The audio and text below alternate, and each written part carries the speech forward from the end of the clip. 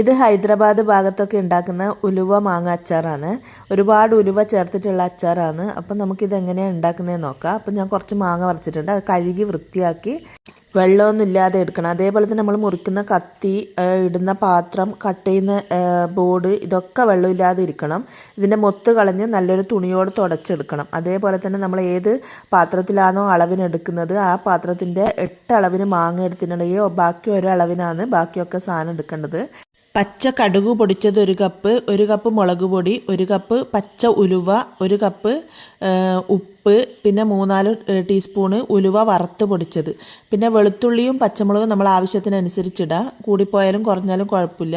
എന്നിട്ട് ഇതിൻ്റെ മുകളിൽ നല്ലോണം എള്ളെണ്ണ ഒഴിക്കുക. നല്ലെണ്ണ ഇല്ലേ, എള്ളെണ്ണ ഒഴിച്ചിട്ട് നന്നായിട്ട് മിക്സ് ചെയ്തിട്ട് മാറ്റി വെക്കുക. നമ്മളിത് കുറച്ച് കഴിഞ്ഞ് നോക്കുമ്പോൾ ഇതിൻ്റെ മുകളിൽ എണ്ണ ഇങ്ങനെ പൊങ്ങി വന്നിട്ടുണ്ടാവും. അതിന് ശേഷം 2 ദിവസം കഴിഞ്ഞിട്ട് നമ്മൾ ഭരണിയിലാക്കി സൂക്ഷിച്ച കുറേ